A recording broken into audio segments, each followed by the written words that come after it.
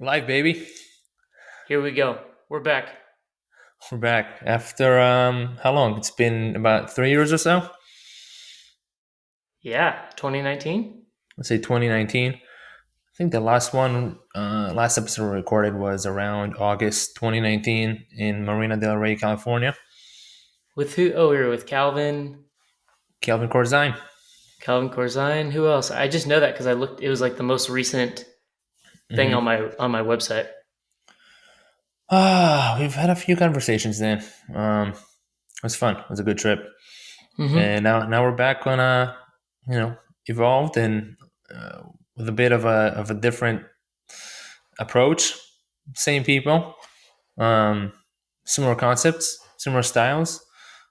Both of us are expecting to have kids at the same time. Mm-hmm. Two Mm-hmm. boys. Two Uh, boys. how's your wife feeling? She's good. She looks pregnant now. She was away for a few days, and then when she got home, she looked like it really blew up. Nice. I don't know if that's the What's right up? way to say that. Well, it's a natural process. It's a healthy process Oh yeah. of expansion to kangaroo another person um, internally. My wife is is growing also. Um, I'm enjoying it more than she does. Yeah. I tell her every night like I love those hugs, just like feeling the stomach between us. This They is get further and further away. this is it's unusual though. I just kind of feel this round big tummy on me. Just checking my new mic over here, Yeti X. Thank you for the recommendation. I can't take credit for that. That's a Scott Sylvia beige motif recommendation. Fantastic. What's the name of his company? It was his new company that he's starting. Yeah, the new project. Hey, it's either Wavepoint or Wave Theory. I know he did like a little bit of a branding Hmm. switch, but it's essentially kind of like a Web3 music project. This is legit. He's hired some really awesome developers and to build out all of his smart contracts, and the design's really cool. So he'll crush it. I'm excited to see it. Cool. Are you Of wearing your Lila Quantum right now? Thank you for this beautiful gift. course I am. Inside, baby. Closer to Oh, the heart. so we have two of them here, but only one of the like. I had to order an extra necklace, Mhm. and Kelsey last night was like, "Here, I think you need this more than me," and took it off of her and put it on me last night. What happened last night that she said that? I just, yesterday was a bit of a day. I got you. You know, nothing crazy, but um. All right, I am on day 5 or 6. No caffeine. Not that I'm not like a caffeine addict or anything. I don't get headaches or get like jittery or feel sick or anything like that if I stop drinking coffee. I'll go like weekends without drinking it, but during the week I do really like first thing I wake up in the morning. I'm going. I'm excited to like make my coffee. I usually like do my meditation and all that, and then sit down and make like a beautiful French press of either Kion or some of Thrive Market's coffee. Um, but I'm off of it. You talked me into not drinking caffeine anymore. I'm going to do 100 days. I figure that's a fair shot. But my thing is now I wake up in the morning. Like today, I got up around 5:30, and I usually go to yoga at 7:30. So I'm like around 7, I'll go. Um, so I'm kind of walking around. There's like a big piece of my routine missing. This morning, I took some Four Sigmatic and made like a bulletproof Four Sigmatic drink, basically with ghee, coconut oil, and then I think I had the lion's mane one. But hmm I don't know. I mean, tell me why I should not be drinking caffeine. This is a very unpopular position. Well, let me ask you this question. So you having no withdrawals day 6 after drinking coffee about 5 days a week? Yeah, not really. I mean, I have 1 cup a day. Like I'll make 1 cup and then in my French press, um, hmm 1 cup and then maybe like a little bit of extra. I'll dump into a Yeti so it stays warm and I'll like sip it for a little while after. But yeah, I don't drink a lot, but I just don't have that extra. It's nice in the morning. You have the coffee and you have that extra little.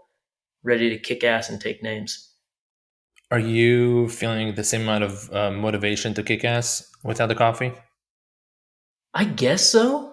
I mean, it's not. I don't notice that it's. I don't feel less. I just don't feel more. Let's put it that way. So you're not getting the extra kick you are getting when you do have a caffeinated drink, such as coffee. Yeah, yeah. But I mean, everything in terms of like getting stuff done, and I'm pretty like regimented. I know exactly what I have to do. It's not like I haven't had to do anything super creative or really like ignite that side of my brain in the past week. So I'm just kind of Hmm. doing my blocking and tackling, so to speak. Um, how much are you thinking about it during the day or in the morning, whenever, for the In the past morning, I six think days? about it. Every morning, I think about it. I'm like, shit, I want some coffee. But now it's 11. I'd be long past that that anyway. So it doesn't. It's not even on my mind. Cool. Well, I will get into why I'm not. I don't drink coffee, right? I was never, I would say, a big coffee drinker. I drank coffee. There were times where I was drinking, excuse me, a cup every day and espressos and such, and even cortaditos back in Miami, which are full of sugar, give you quite a kick, Mm-hmm. especially around 3 p.m. when I was working at a real estate company, and the office manager would come around and give a shot to everybody to kind of give them that afternoon boost. Um, majorly, I've been I mean, talking about it for the past couple weeks because some information.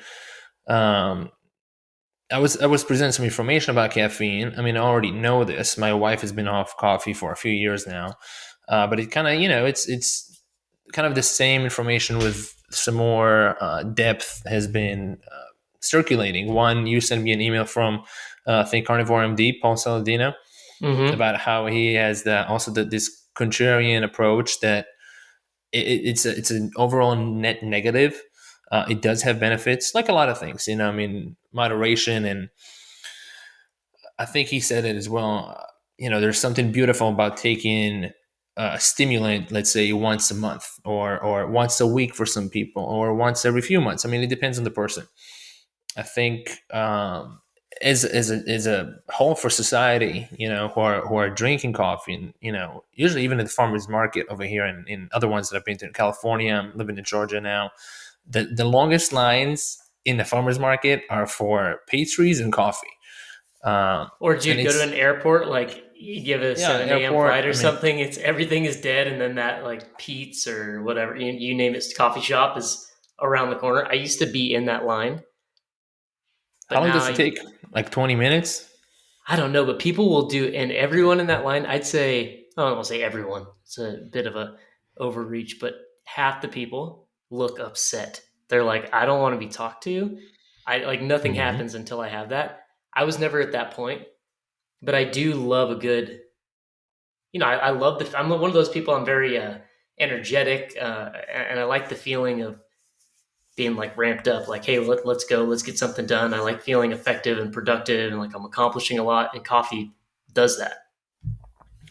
Yeah, it definitely helps, and I'm reminded also of when one of my best friends told me his mom told me when I visited them in New York, about 20 years ago, and she said, "Don't talk to me until I have my coffee." When I was Yep. staying at their place, she's like, "Don't even talk to me." She was half joking, half being real. She's like, "Just don't even," which it's points to a point that I'm going to make about it is people. It seems like people are tired.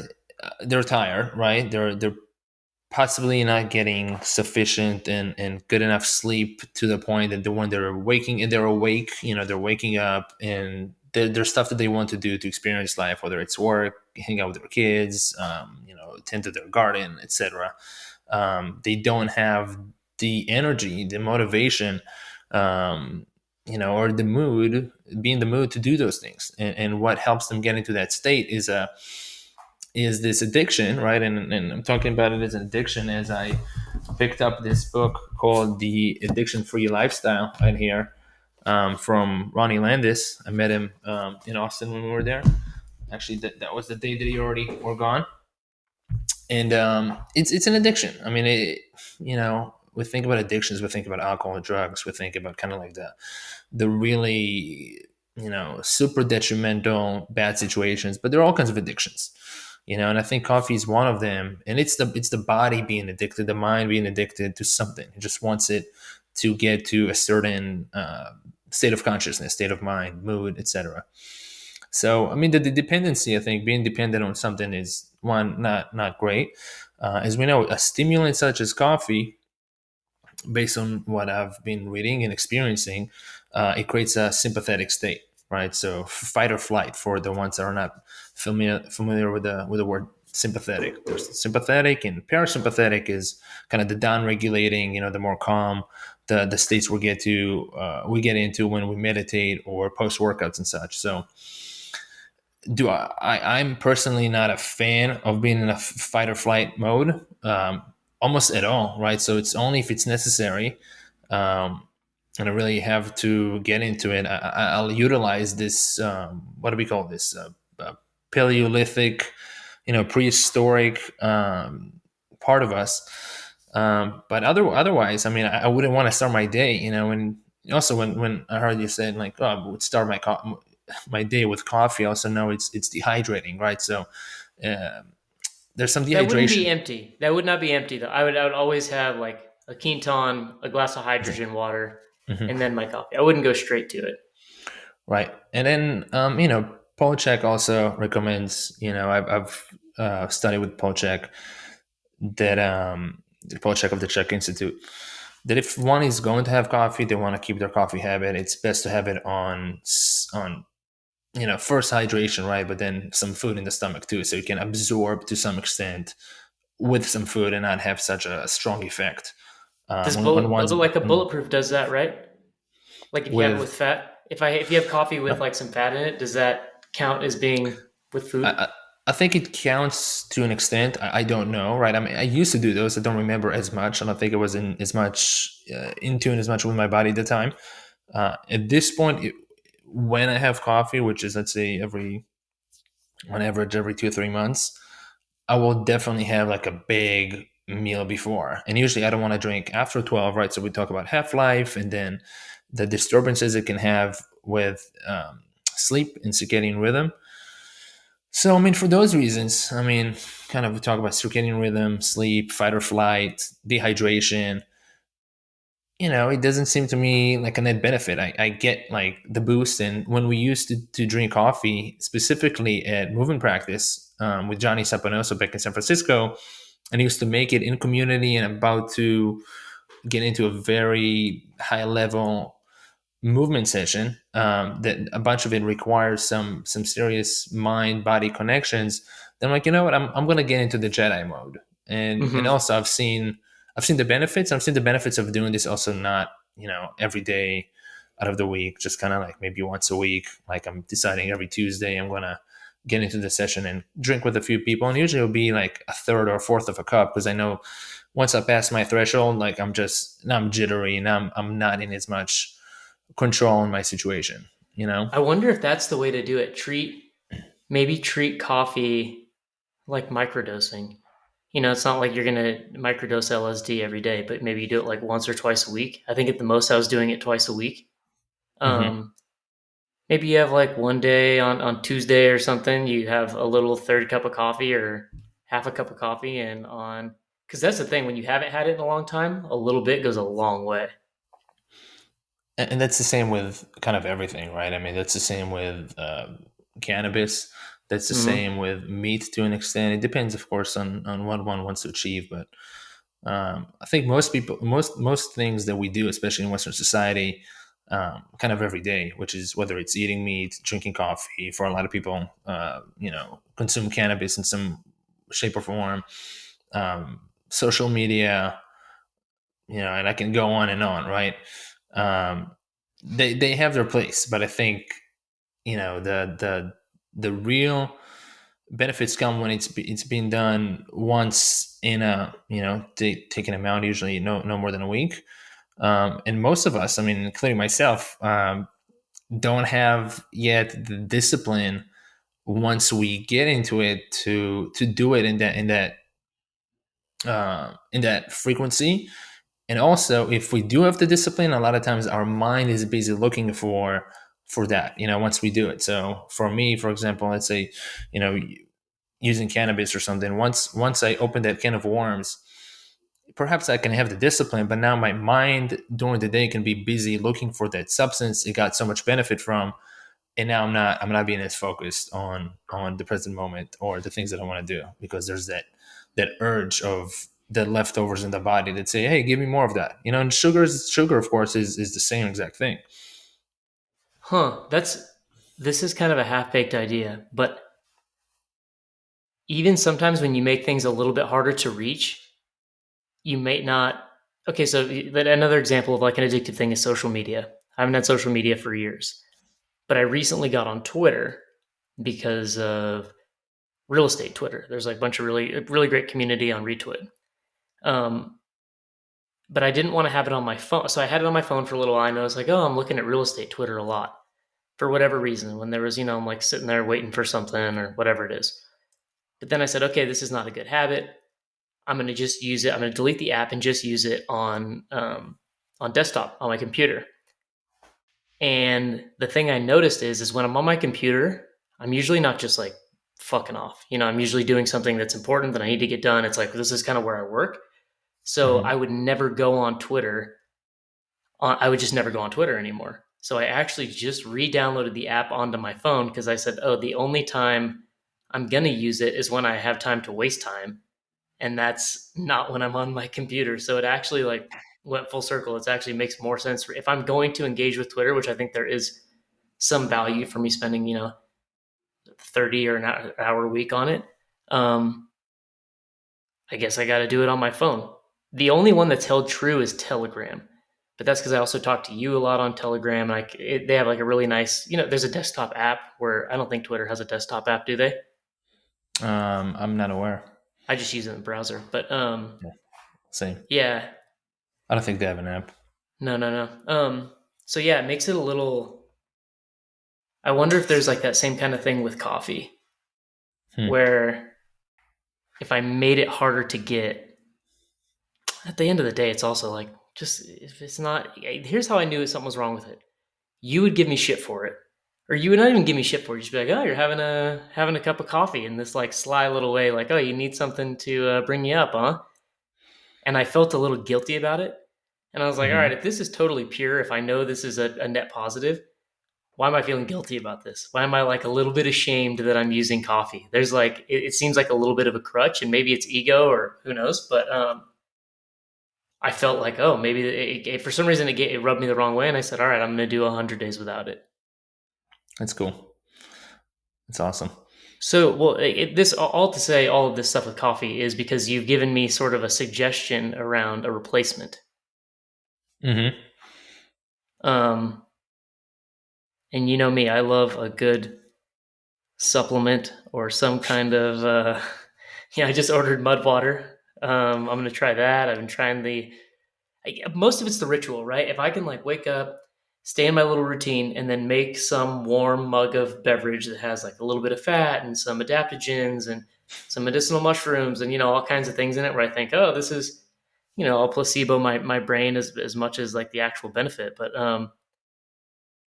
what was your run through your recommendation for the replacement beverage of coffee?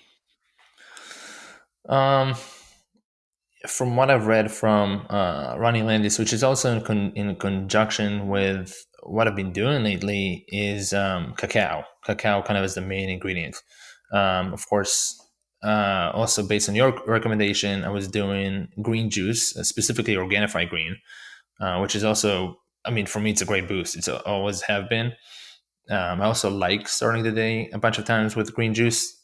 Sometimes not even like no water concoction involved, just like usually NAD, and then straight into green juice. Sip it super Whoa, slow. There's wheatgrass, adaptogens, forget what other greens, but it helps with digestion and just energy and kind of gives me a nice little boost. Um, Lately, though, I've been doing the water concoction, let's say for the past week, 10 days.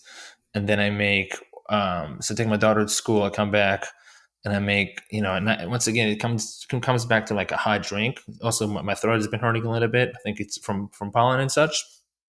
And so wild cacao, let's see, cordyceps, turkey tail. That's what I have on hand right now. I don't have lion's mane. I would add lion's mane as well. I take some shilajit, and today I added some beautiful blue spirulina to it, just for extra superfood and for the color, right? So just like the experience itself. Wait, so the And what cacao is not super. I'm imagining this to be like a dark brown beverage. It's not then. it's not a dark brown. It's kind of like a, I would say even like a lighter brown, especially with the mushrooms that I'm adding to it are lighter in color. Mm-hmm. And I'm using actually I'm using like oat milk or almond milk. I'm not just using water, for flavor. So I'm not totally But fasting or really fasting until noon when I eat. Usually around noon is when I eat something. But I'm drinking something that, let's say takes me out of that state of, it's not ketosis, of course, but I'm getting some sugars in my system. Let's put it this way, or some carbs that move digestion. I've seen good benefits from it. It feels good. I usually also take my dog and tie her into the 30-foot leash that is screwed into the ground, and just find there's a place of sunlight in my property, and I'm standing there in the sun, excited to start a new day. I got a beautiful new mug too from uh, a friend of mine. His girlfriend made it. So it's kind of, it's the ritual. It's a hot drink. It's a bunch of nutrients. It's a bunch of minerals. A bunch of antioxidants. Cacao, of course, has a lot of antioxidant. It gives some sort of a boost. So far, not that I've had coffee, right? So I can't compare, especially not lately. But it's a nice ritual. It's a nice drink to have something going on in the system and have the ritual. I'm also noticing more and more people that I talk to because it's like I forget there's some law, one of those like named laws that like when you buy a red car, you always or like a red Tesla, you Hmm. see red Teslas.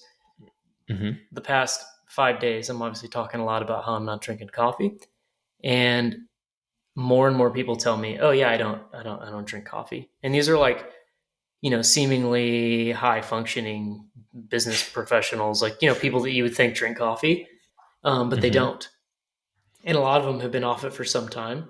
And I think there's probably this like sort of chart that would be, you're on coffee, you're super high performing, you're off of it, you probably see like a dip because you're missing it, but then you come Hmm. back up to this like baseline of maybe being, I don't know, like an 8 out of 10 or something versus being a 10 out of 10 and then a 3 out of 10. Does that does that sound right? I mean, it would make sense. I mean, I would assume that. Yeah, I mean, from what I understand, some withdrawals effects. I remember when my wife got off coffee and she had quite a rough week. Was she a I coffee think, person? I mean, she was having just morning coffee. She wasn't having more than morning coffee. I know a lot of people have multiple coffees during the day, but I think, and maybe also it affects women more than it affects men hormonally. I mean, who Mm. knows? Um, what I think happens to people that are drinking a bunch of coffee, get off it, then find that their balance line. I think their sleep, their motivation, goes down immediately. Then they're refining a circadian rhythm that is more in tune with their body and perhaps the sun and moon, and just the earth. And then I think once they are on more natural circadian rhythm and they're not getting the stimulants, or they're not in as much fight or flight, they're not having the withdrawals effects anymore, their hormones are getting into balance, their circadian rhythm is getting into balance, eventually they come into a much more uh, sustained, calm energy to get stuff done. So they're also, I think their mood is more stable. I mean, but that's on based on little experience and some um, and reading, right? So resources from research. So And I mean, I guess it's not all about getting shit done too. I mean, that's what I think of coffee. It's like, oh, I got to hammer through and call on these 10 deals or whatever it is. I'm like, oh, okay, I got to like, you know, get ramped up and go do it. One, I've noticed I can still do the same things. I think it's important to have systems in place when you, if you're going to get off, because then you can kind of plug and play. Like if I had to reinvent the wheel and being, not feeling that morning like buzz from coffee, it might be a little more challenging. Like now I just kind of show up, I know what I have to do to feel like I've won the workday, and that's it. Hmm. So, um, and like I said, the other side of it is I don't think everything has to feel super productive. Like maybe around 11 or 12 or, 1, usually early afternoon, I'll take the dog on a long hike through the woods. And I don't necessarily need to feel super amped up or energetic for that. It's probably nice to just, have the sun on me, feel a little more relaxed, kind of tune out a little bit. I just finished doing some stuff on the computer. And maybe I don't need those like after effects of caffeine. So I don't know, maybe your highs aren't as high, but your lows aren't as low. And Hmm. overall, it's probably better to be operating at some level of equilibrium and be able to like rise enough to do your work or calm yourself enough, like have it to be more in your control versus, relying on a stimulant to do that. And I also think, I mean, it's a pretty good way to vet how much you care about your work. Hmm. If you need coffee to show up to do your job every day and you need something to really light a fire under your ass, maybe you're doing the wrong thing. Hmm. Um, that's how like, and this with my line of work, like I'm just genuinely interested in it, and I would be looking at it all day, and I do check it all day anyway, because I'm just I like it. But yeah, I think that might be why I don't need coffee to do it, because I do it at, I have to stop myself from doing it when Kelsey and I are chilling out in the evening. I'll be like, I got to put my phone away, otherwise I'm going to be looking at the real estate market or looking at what new deals coming online where or something like that. So Hmm. probably a good tool for that as well. Yeah, it's what you're bringing up. Brings to mind that it's coffee is being used as a form of energy, right? So people use it to get energy to do X, Y, Z, right? And let's say that let's just focus on work. So energy to do work, let's call it income generating work for most people, which is very important to a lot of us. I mean, food, shelter, and a lot of other experiences, health and such. And as you're mentioning this, right, you get energy by interacting and by doing something else, and it can be from a conversation we're having right now. Energy can come from so many forms of ways, right? So from meditation, from workouts, from working in, working out. um, there's kind of endless ways to gain energy. I mean, there's ways, kind of the main ways we look at it, but I think what it comes down to is perhaps there's a good amount of people that are getting drained, right? And we both got drained before from all that different types of work we were doing. So the work itself is draining, and to balance it out, because one doesn't want to do this type of work, they're hyping up another form of energy so they can find balance to actually do the work that is draining them, and get it done for the sake of generating income. Hmm. Yeah, that's a good point. They're almost like propped up. And I mean, some people, I don't want to, be too judgmental, because maybe some people are in a situation where they have to work this job, they can't leave it, and they need the coffee to keep them alive, to just keep showing up because people are relying on them, and whatever. You don't know everyone's situation. I think for the vast majority of at least my community, it's people, yeah, showing up to a job they're not that excited about, but they probably make, pretty good money. They're over in the Bay Area or something. And they just, they like the money that it provides. And so they're like, hey, I'm going to dose myself up on this shit every day just so I can get through it, and keep getting that paycheck. Um, which I mean, I guess I can't knock that either. I try not to be too judgmental with this, but it is like, it's a good indicator. I'd be like, if you want to find out if you love your work, do it for a month without coffee. And if you can still drag your ass there and show up, you probably like what you do. And if not, maybe it's a good indicator to reassess. Yeah, I think that's good exercise. And I do want to say that I think there's a good amount of people that are going to work, because perhaps they have, some sort of a health condition, and now we have a lot of people with some sort of health conditions, or the uncertainty of not having health insurance, right? So there's that too.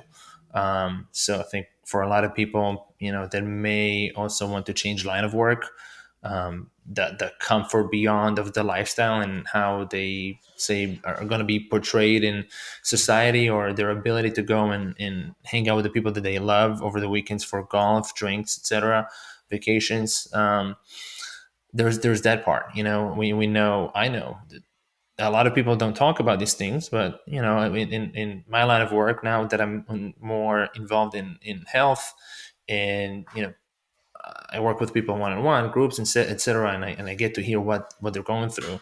And sometimes it's not even them themselves, but it's their spouse that is on the same health insurance, right? So Yep. unfortunately, that there's that piece as well. And by no means, I think both of us are encouraging anybody to go and leave their job if after a month of no coffee they feel like there's no alignment, and lack of energy. It's the really, transition is something that needs to be done in any, in any instance, needs to be done in a thoughtful way, um, so not to put oneself in danger, health wise, shelter wise, food wise, etc.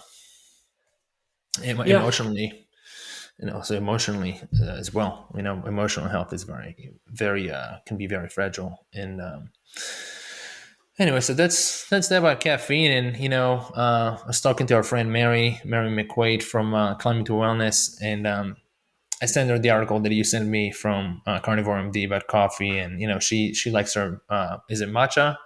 She takes her Uh, matcha, but she was doing the same thing. Like when we were together in Austin, she was like, "Oh, I don't know, I'm gonna get coffee," but like it was almost like she said it in a way like she was gonna go shoot up outside or something. It was like she's like, "Oh, I kind of want to go get coffee," feeling super guilty about it. Where most people would be like, Mhm. "I'm going to get coffee," but you Right. could tell there was like a little bit of guilt, and that really resonated with me because I felt particularly around you because I'm like, "All right, Yoni's going to be talking shit if I go get a coffee," which I only did one day while we were there.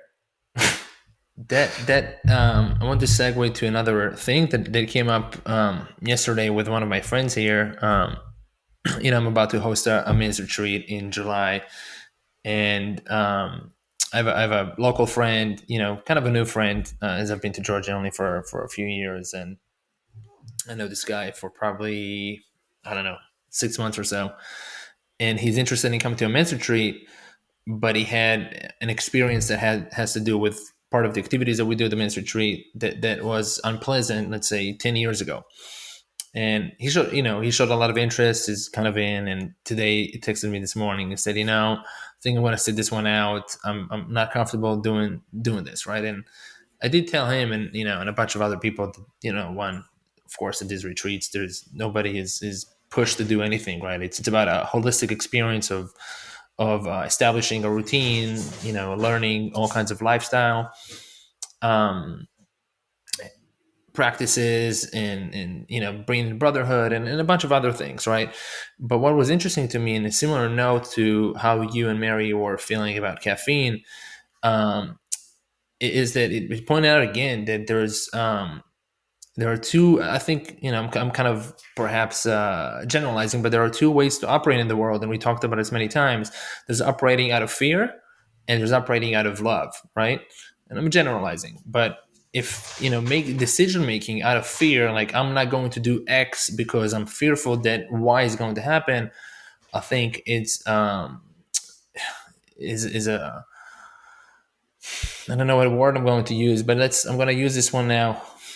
I don't know my favorite word, but it's a weak way of operating, right? It's not, it does not have much power, right? And that's why I use weak. And it's a much more powerful way to operate out of love and say, I'm going to do this, or I'm not going to do this because um, you know, this is how I feel, and this is going to benefit me in this way. So I'm kind of, I'm circulating to this decision making made out of fear, and sometimes lack of decision making made out of fear. Lack of action or action out of fear. something that it's illuminating to me. I don't know how much I do this in my life. I think with more awareness that I've been gaining over the years, it's rare that I operate out of fear. There's of course resistance to some things. I have resistance to some things in my life and experiences.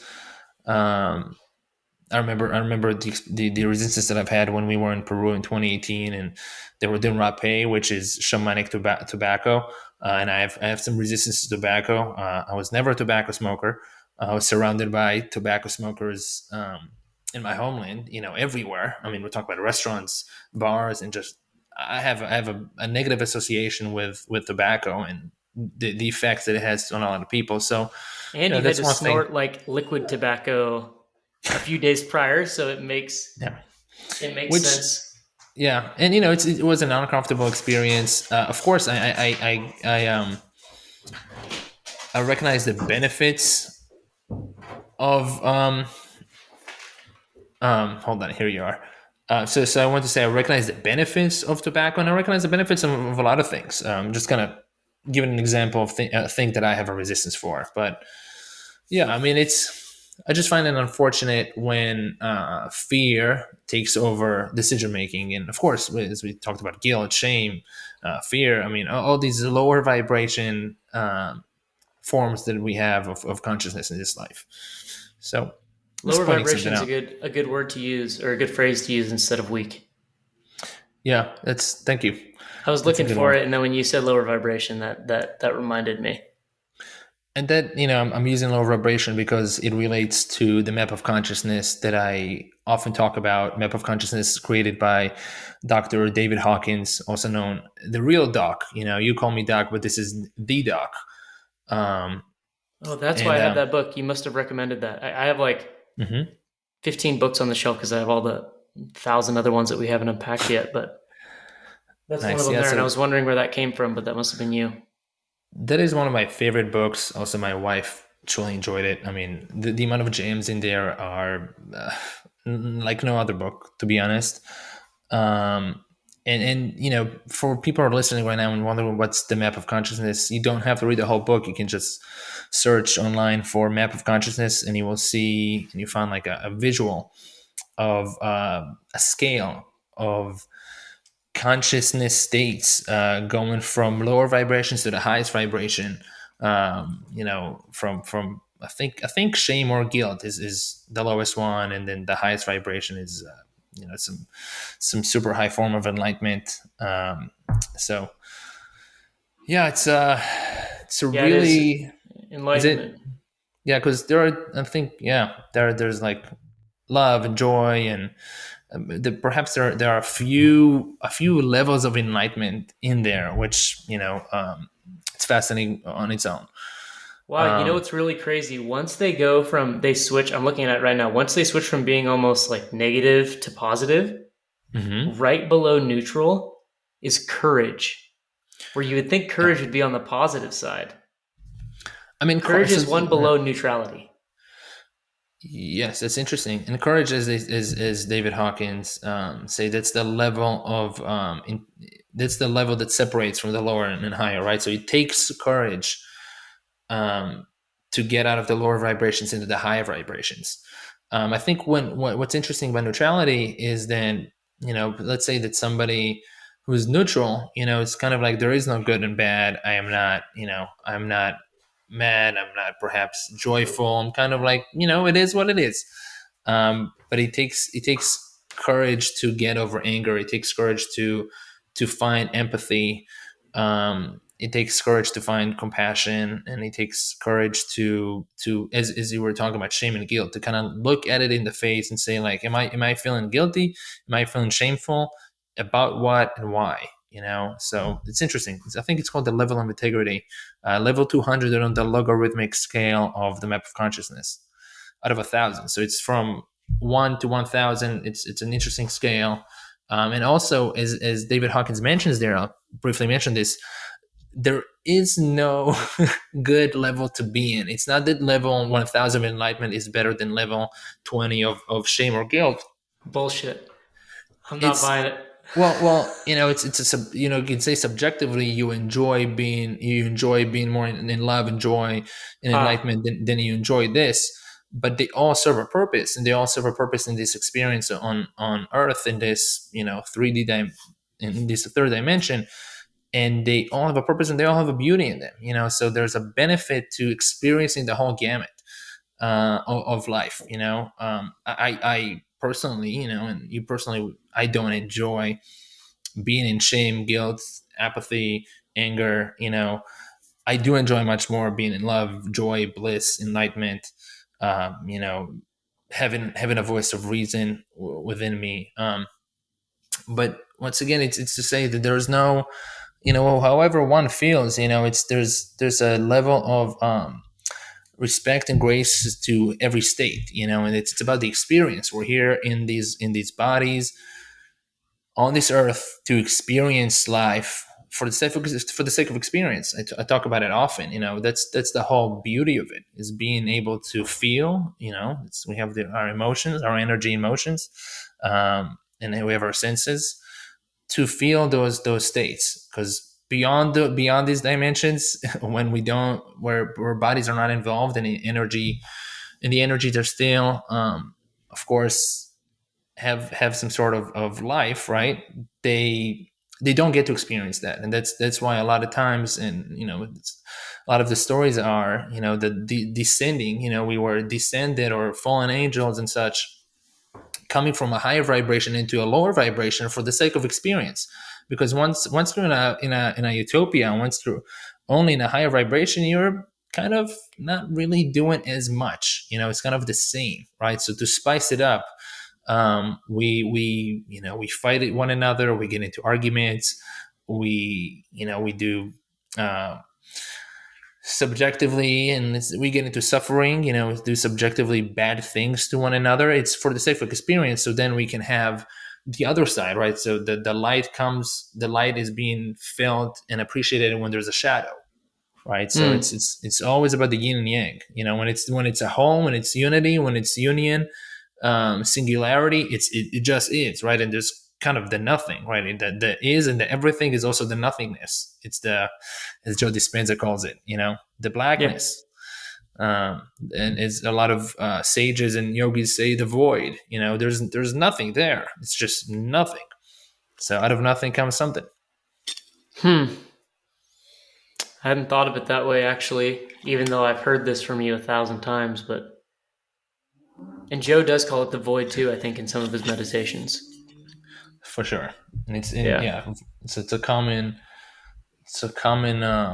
term to explain that kind of place, although not a physical place, but a vibrational place.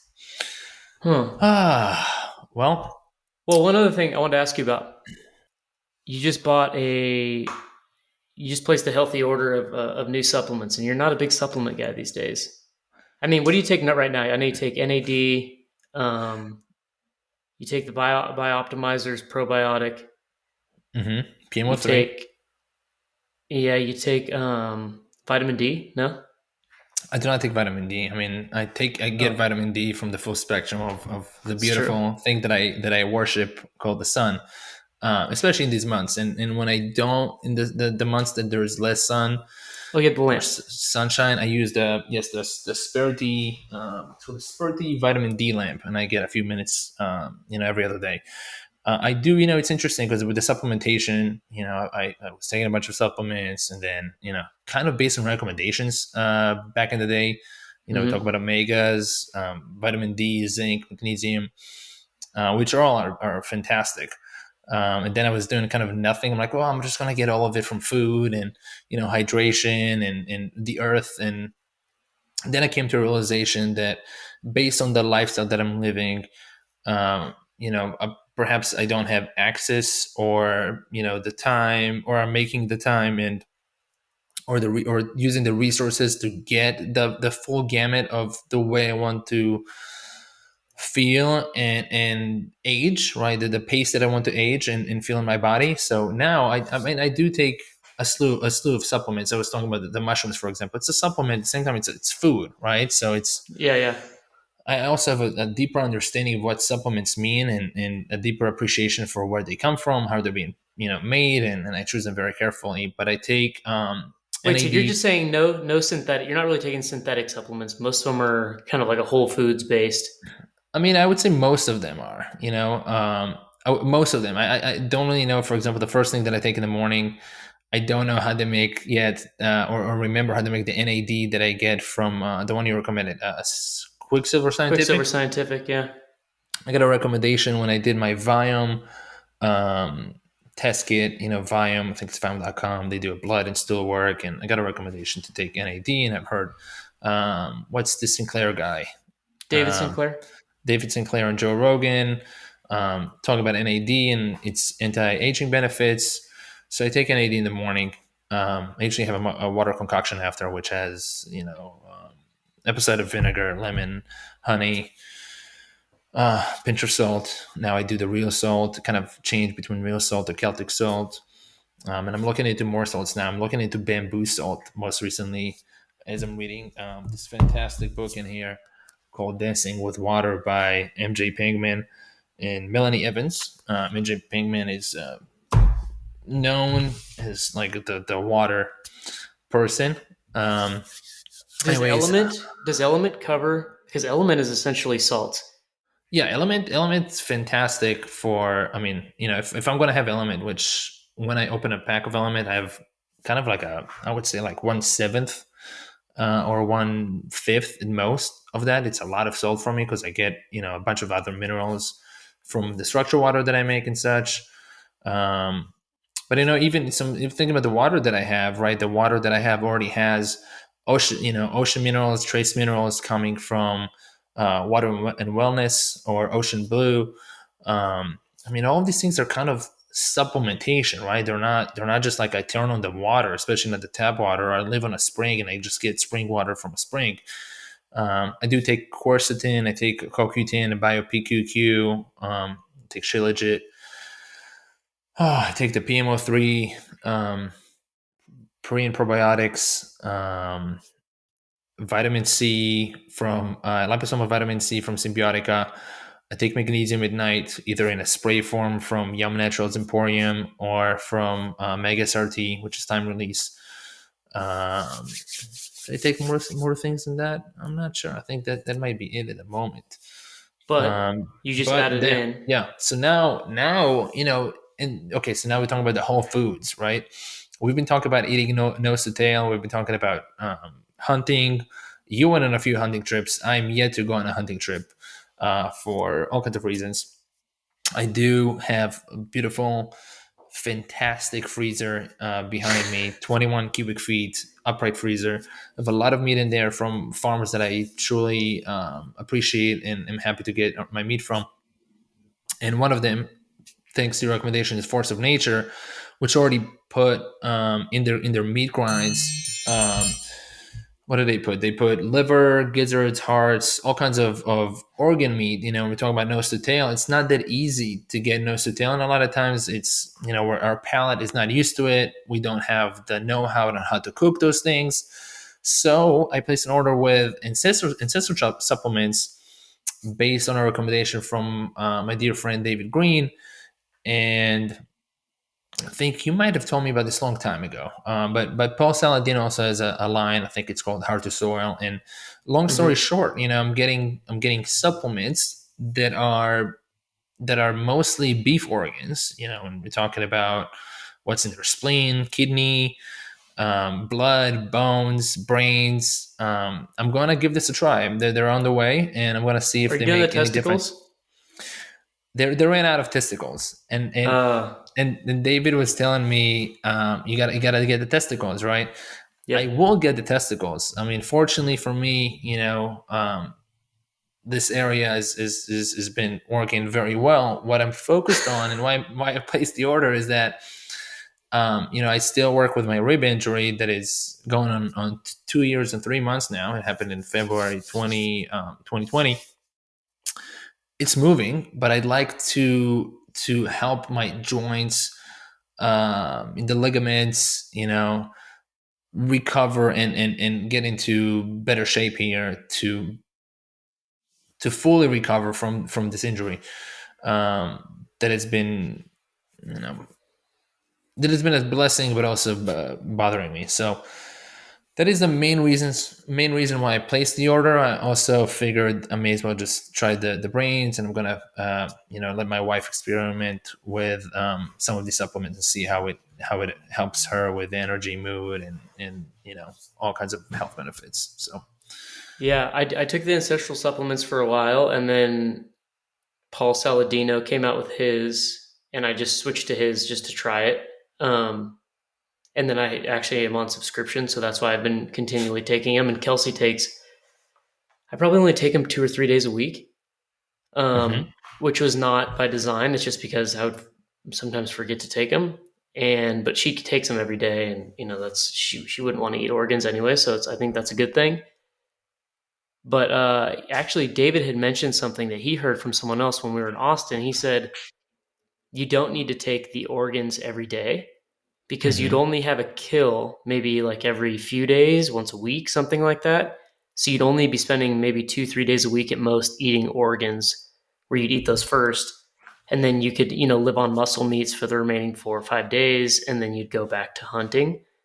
So I actually think, it was more of a feature than a bug of my uh, forgetfulness in terms of taking those supplements. But I really like them. I like the idea of it. I think it's pretty spot on, and it's definitely something that we're missing, especially from a micronutrient standpoint.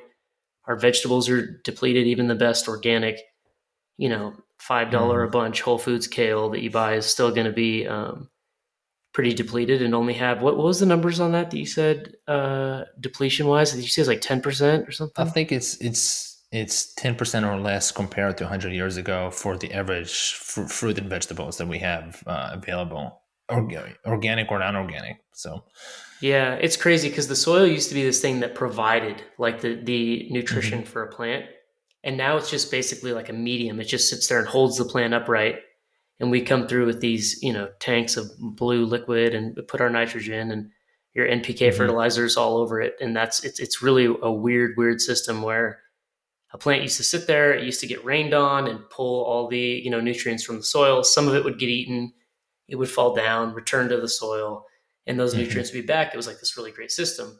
But now we essentially pull the plant out and ship it to, God knows where every harvest. So we've been slowly removing all those nutrients from the soil. So we had to start adding them back in the form of a synthetic fertilizer.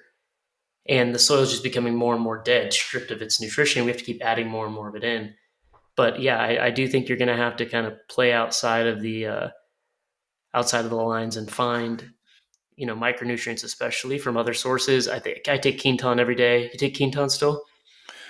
I've been taking Kinta the past few days, but I take it less so because I have very similar, if not the same, minerals in the water that I drink. Mm-hmm. So I don't want to over mineralize, And I take a Yeah. good amount of minerals, and I notice if I over mineralize, I get a little achy.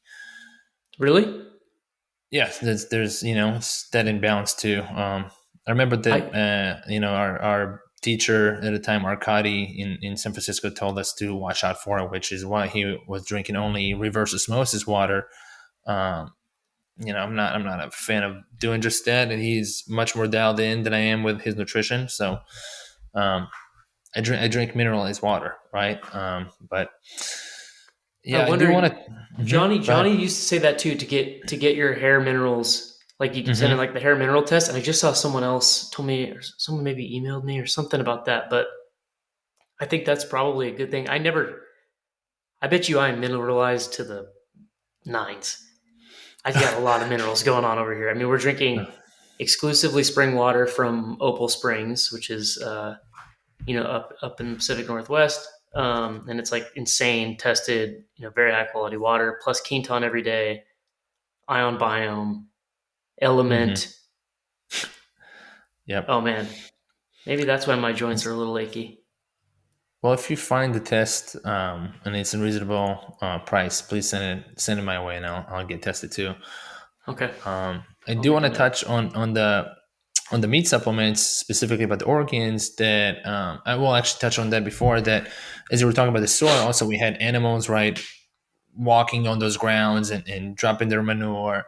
We had all kinds of bugs, so now it's a sterile environment, beyond we're injecting the plants are not even falling, different plants are not falling to the ground. There's also no manure, right? So we talk about regenerative agriculture a lot. When it comes to the meat supplements, what's interesting, and I was looking at that, is that David said, in terms of what he's taking, a lot of the supplements have a good amount of liver in them. So kind of not to take, not to be, let's say, wasteful of taking too much liver in terms of, there's a lot of liver with the lung one and the thyroid one, and etc. But also, what I looked at, and I talked to our friend Mike, the one that I collaborate on the retreats with, is that the amounts of liver, the amounts in the supplements, for the full dose, and I think it's 6 pills. It's not a lot, right? So if you were actually to hunt, and it depends how many people are hunting, and you get liver, I would assume that you're eating more liver at one sitting,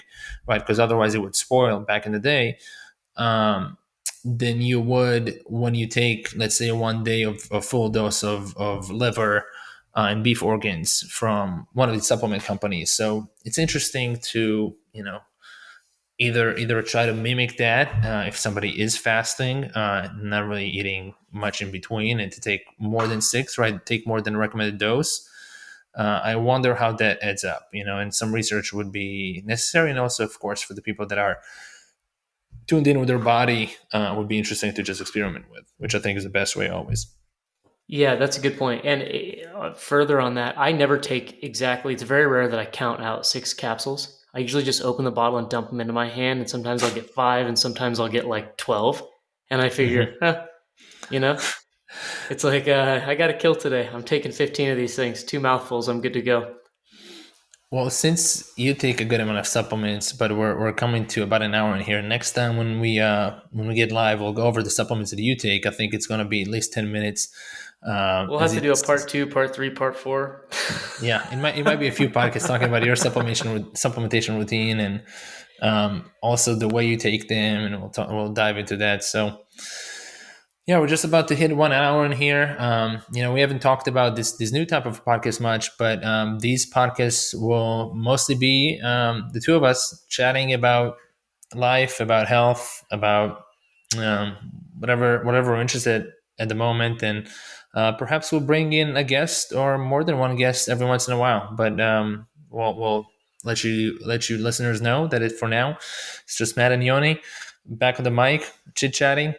Um, Yeah, and I think it'll be nice to bring in some other folks every now and then. And we originally had said when we originally launched the podcast the first time, it was, hey, we're going to do everything in person, and that was kind of a strict rule. But in the last couple of years, almost every podcast has gone remote, and there's great tools to do it digitally. So we figured, why not? It's a lot. We don't have to get on flights and fly around the country every time we want to interview someone. So um, I think it'll be good. And yeah, like Yoni said, we'll just be talking about whatever we're into at the time. We're always having these conversations at least an hour a day anyway, around this time. So we figured, hey, let's record them and share them.